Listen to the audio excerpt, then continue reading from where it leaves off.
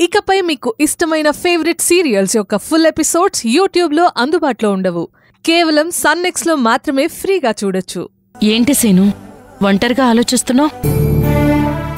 ఏం లేదులే అత్తయ్య. అదేంట్రా, కాబోయే పెళ్లికొడుకువి మొహంలో కళాకాంతులు లేకుండా ఇలా ఉంటే ఎలా? నువ్వు హ్యాపీగా ఉంటేనే కదరా ఇంట్లో అంతా సందడి. అబ్బో, నా ఎంగేజ్మెంట్ సందడి గురించి తలుచుకుంటేనే ఆనందంతో నా కడుపు నిండిపోతుంది. ఏంట్రా మాటలు? గాయత్రి ఫ్రెండ్స్ ని పిలవద్దన్ననే కదా నువ్వలా మొహం మూడ్చుకున్నావు. ఏంటి, నువ్వు విన్నావా? చూశాను కూడా. మీరిద్దరూ మాట్లాడుకునేటప్పుడు నేను అక్కడే ఉన్నాను. అయినా అది వద్దంటుంటే ఎందుకురా దాన్ని మరీ అంత ఇబ్బంది పెడతావు? ఓహో, నువ్వు కూతుర్ని వెనకేసుకొస్తున్నావా? ఎంతైనా తల్లి కూతుళ్ళు ఒకటే. నేనే కదా పరాయివాణ్ణి. అదేంట్రా అంత మాట అనేసావు? నువ్వు నా బంగారానివిరా, నువ్వు పరాయివాడివేంటి? మరి లేకపోతే ఏంటత్తయ్య? నేనేమన్నా పెద్ద పెద్ద కోరికలు కోరానా? మన ఇంట్లో సింపుల్గా ఎంగేజ్మెంట్ చేసుకుంటున్నాం. చుట్టాల్ని బంధువుల్ని ఎలాగూ పిలవట్లేదు. కనీసం ఊళ్ళో ఉన్న తన ఫ్రెండ్స్నైనా పిలిస్తే కాస్త వాతావరణం కలకలాడుతుందనుకున్నాను. అందుకే పిలుద్దాం అనుకున్నాను. అది కూడా తప్పేనా? తప్పేం కాదురా. మరి నువ్వైనా గాయత్రితో చెప్పొచ్చు కదా వాళ్ళ ఫ్రెండ్స్ని పిలవమని. పోనీ నాతో వచ్చి పిలవటం ఇబ్బందిగా ఉంటే ఫోన్ చేసి చెప్పిన వాళ్ళు వస్తారు కదా. చచా, దానికి నీతో రావటానికి ఇబ్బంది ఏంటి? ఇక ఫ్రెండ్స్ని పిలవటం గురించి అంటావా? ఇప్పుడే దాంతో మాట్లాడాను. ఏమంది? వద్దంది. అది పెద్ద మొండిదిరా. సస్సే మీరా వద్దంటుంది. నేనెప్పుడేమనుకున్నా జరగదు. చివరికి చిన్న చిన్న సంతోషాలు కూడా నాకుండవు. నా బతికే అంతేలే. ఏంట్రా ఇది, చిన్న పిల్లళ్ళ మారం చేస్తున్నావు? ఇప్పుడు అది పిలవనంటే ఏమైంది? నువ్వెళ్ళి పిలువు. నేను పిలవనా? ఏ, గాయత్రికి మాత్రమే ఫ్రెండ్సా? నీకు కాదా? నీకు ఫ్రెండ్సే కదా. నువ్వే డైరెక్ట్గా వెళ్ళి వాళ్ళని పిలువు. ఖచ్చితంగా వాళ్ళొస్తారు. కరెక్టే అత్తయ్య, వాళ్ళు నాకు కూడా ఫ్రెండ్సే కదా. నేనే వెళ్ళి పిలుస్తాను. గాయత్రి ఏమనుకోదు కదా? ఏమంటుందిరా? అయినా ఫ్రెండ్స్ని చూస్తే దానికి ఉత్సాహం వస్తుంది. వాళ్లతో కలిసిపోయి అది కూడా హ్యాపీగా ఉంటుంది. అసలు వాళ్ళని పిలవడానికి రీజనే అదే అత్తయ్య. ఎంగేజ్మెంట్ ఫిక్స్ అయిందనే కానీ గాయత్రి మొహంలో ఆ కళే కనిపించట్లేదు. గాయత్రిని ఏదో విధంగా సంతోషంగా ఉంచాలని నేను రకరకాలుగా ప్రయత్నిస్తున్నాను. కానీ ఏ ప్రయోజనం ఉండట్లేదు. కనీసం తన ఫ్రెండ్స్ని కలిస్తేనైనా గాయత్రి సంతోషపడుతుందన్నది నా ఆశ. నేనేం చేసినా తన మొహంలో కనిపించే ఆనందం కోసమే అత్తయ్య. నాకు తెలుసురా నీ మనసు గురించి. ఎప్పుడు దాని సంతోషాన్ని నువ్వు కోరుకుంటావు. సరే కాని ఇప్పుడు అంతమంది దగ్గరికి ఎలా వెళ్తావు? ఏముంది, రిషి ఉన్నాడు కదా, అతన్ని కూడా నాతో రమ్మంటాను. మేమిద్దరం కారులో వెళ్ళి అందరినీ పిలిచేస్తాం. అన్నిటికీ ఆ రిషి ఎందుకురా? అలా అనకత్తయ్య. రిషి చాలా మంచోడు, నాకు మంచి ఫ్రెండ్. నా కోసం తను ఏదైనా చేస్తాడు. తను చెడ్డవాడని నేను అంటం లేదు. అన్నిటికీ తన్ని ఇబ్బంది పెట్టడం ఎందుకు అని అంటున్నాను. నువ్వు చక్కగా ఆటోలో వెళ్ళరా. రిషి ఏమనుకోలే. సరేరా, నీ ఇష్టం. జాగ్రత్తగా వెళ్ళరా. సరే అత్తయ్య.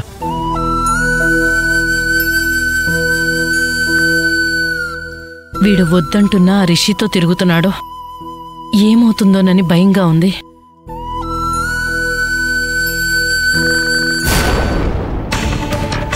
బాస్, నాకు హెల్ప్ కావాలి. ఏంటి సీను, ఏం కావాలి చెప్పు. నువ్వు అన్నట్టుగా మా గాయత్రి ఫ్రెండ్స్ని ఎంగేజ్మెంట్కి ఇన్వైట్ చేయాలి. నేనే స్వయంగా వెళ్ళి పిలుద్దాం అనుకుంటున్నాను. నువ్వు వస్తానంటే మనిద్దరం కలిసే వెళ్ళి పిలుద్దాం. అదేంటి, ఫ్రెండ్స్ని పిలవడానికి తను ఒప్పుకుందా? తను స్రవంతి అయ్యుంటే గాయత్రి ఫ్రెండ్స్ని పిలవడానికి తనెందుకు ఒప్పుకుంటుంది? ఏంటి కన్ఫ్యూజన్? ఏంటి బాస్ ఆలోచిస్తున్నారు? నీకు రావడానికి కుదురుతుందా లేదా? భలేవాడి సీను, ఈ మాత్రానికి ఇబ్బంది ఏముంది? సరే, అలాగే వెళ్దాం. కానీ తన ఫ్రెండ్స్ని ఇన్వైట్ చేస్తున్నట్టు గాయత్రితో చెప్పావా? చెప్పానులే బాస్. దానికి కూడా మరో తలనొప్పి అయింది. ఏమైంది? వాళ్ళని పిలుస్తానంటే గాయత్రి ఒప్పుకోలేదు. ఏ, పిలిచే తన ఫ్రెండ్స్నే కదా, దాంట్లో తనకేంటి ఇబ్బంది?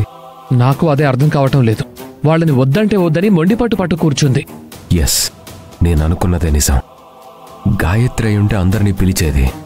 తను స్రవంతి కాబట్టే గాయత్రి ఫ్రెండ్స్ గురించి తనకి ఏమీ తెలియకపోవడం వల్ల తను ఎక్కడ దొరికిపోతుందో అనే భయంతో పిలవడానికి ఒప్పుకోవడం లేదు.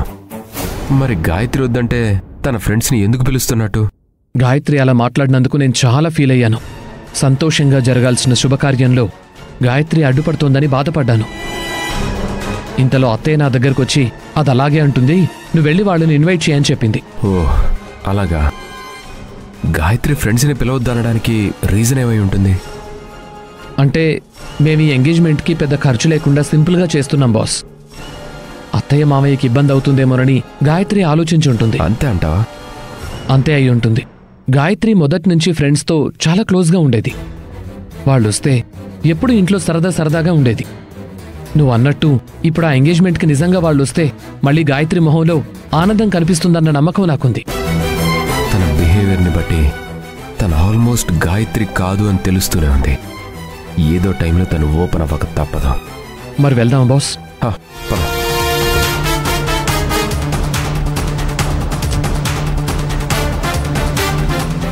అదేంటి వీళ్ళిద్దరూ కలిసి తిరుగుతున్నారు?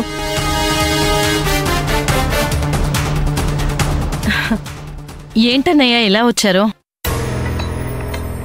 ఏంటి కేశవా, ఎప్పుడైనా పిలిస్తేనే గాని ఇంటికి రావు, సడన్ గా ఇలా వచ్చావేంటి? దారి తప్పొచ్చావా? దారి తెలిసే వచ్చానులే. మీకు ముఖ్యమైన విషయం చెప్పిపోదామని వచ్చాను. ఏంటి కేశవా, ఏదైనా సీరియస్ మ్యాటరా? అవును, అలాంటిదే. కానీ మా ఇంటి మ్యాటర్ కాదు, మీ ఇంటి విషయమే. ఏమైంది? మీ శ్రేయోభిలాషిగా మీకేం కాకూడదనే ఒక మాట చెప్తున్నాను. ఇప్పుడే మీ అల్లుని చూశాను. మా శ్రీనునా? అతనేంటి వాడితో తిరుగుతున్నాడు? ఎవరితో? మీ ఇంటి ఎదురుగానే ఇల్లు కొన్నాడట కదా, ఆ రిషితో. ఇప్పుడే ఇద్దరు కారులో వెళ్తుంటే చూశాను. రిషితో బయటికెళ్ళాడా? అవునండి, ఎవరినో ఫ్రెండ్స్ని ఇన్వైట్ చేయాలని వెళ్ళాడు. నేను ఆటోలోనే వెళ్ళమన్నాను. మా శ్రీను వద్దన్నా వాడితోనే ఫ్రెండ్షిప్ చేస్తున్నాడు. వాడి వల్ల మన గాయత్రి ఊర్లో ఎంత అల్లరైందో మర్చిపోయావా? నువ్వు మర్చిపోయినా ఊరంతా ఇంకా ఆ విషయాన్ని గుర్తుపెట్టుకునే ఉన్నారు. ఇప్పుడు వాళ్ళిద్దరూ కలిసి తిరిగితే అందరూ ఏమనుకుంటారు? ఇంట్లో చూస్తే ఎంగేజ్మెంట్ పెట్టుకున్నావు, బిడ్డ భవిష్యత్తు ఏమైపోతుందని ఆలోచించావా హరనాథ్? ఆ రిషిని కలవద్దని మా సీనుకి చెప్తూనే ఉన్నాం, కానీ వాడు గుడ్డిగా నమ్ముతున్నాడు. వాడితో ఫ్రెండ్షిప్ వద్దని గట్టిగా చెప్దామంటే మా శ్రీను కారణం ఏంటని అడుగుతాడు. జరిగింది చెప్పలేం కదా కేశవ. అసలు విషయం తెలిసి వాడు అపార్థం చేసుకుంటే నా కూతురు భవిష్యత్తు ఏమైపోతుంది? అందుకే ఏమీ చేయలేకపోతున్నాం. నాకు తెలిసి ఆ రిషి ఇదంతా కావాలనే చేస్తున్నట్టు అనిపిస్తుంది. వాడు మన గాయత్రి మీద కన్నేశాడేమోనని అనుమానంగా ఉంది. ఇప్పుడు మన సీనుతో ఫ్రెండ్షిప్పే చేస్తున్నాడు. టైం చూసి ఎంగేజ్మెంట్ ఆపడానికి సీనుని వాడేమైనా చేస్తే? నిజమే, రిషి నా కోసం ఎంతకైనా తగ్గిస్తాడు. సీనుని రిషి ఏం చేయడు కదా. సీనుకి అతని వల్ల ఏదైనా జరిగితే మీరేం చేయగలరు?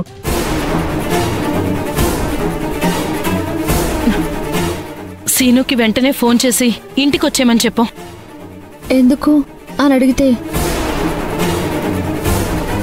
రీజన్ ఏం చెప్పాలమ్మా? అప్పుడు లేనిపోని సమస్యలు వస్తాయి. అది కూడా కరెక్టే. వద్దు, ఫోన్ చేయకు. నాకెందుకో ఆ రిషి చాలా తేడా మనిషిలా కనిపిస్తున్నాడు. అందుకే అతనితో కొంచెం జాగ్రత్తగా ఉండమని చెప్దామని ఇలా వచ్చాను. ఏదో విధంగా అతనితో స్నేహాన్ని మానిపించండి. రిషిని ఇక్కడి నుంచి పంపించేయండి. లేకపోతే ఎప్పటికైనా మీకు సమస్యలు తప్పవు. జాగ్రత్తగా ఉండండి. Thank you Keshava. సరే మరి నేను వస్తాను.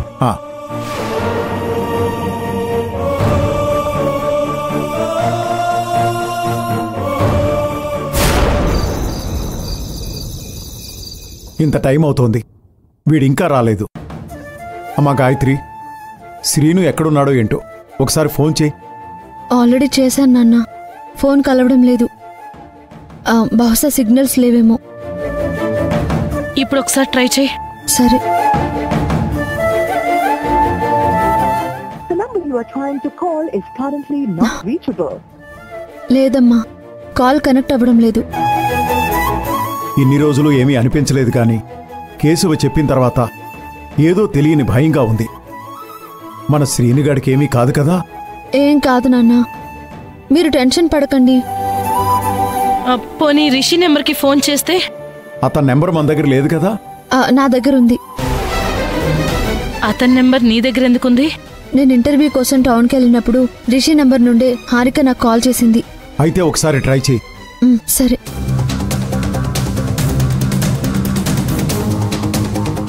The number you are trying to call is currently not reachable.